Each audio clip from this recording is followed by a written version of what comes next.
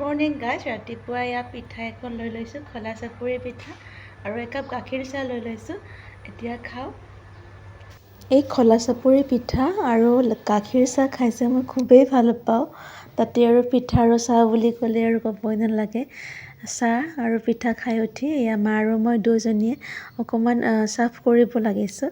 আৰু ইপিনে টেবুল দুখন চাফ কৰিলোঁ আৰু টেবুল দুখনৰ ওপৰত যিখিনি বস্তু আছে গোটেইখিনি চাফ কৰিলোঁ। এয়া হৈছে ভগৱানৰ মূৰ্তি, লগতে ফুলদানি, গোটেইখিনি চাফ কৰি লৈছোঁ।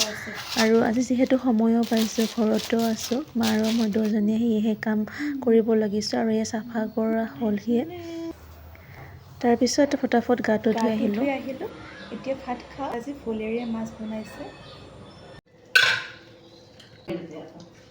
সৰু মাছ খাই বহুত ভাল।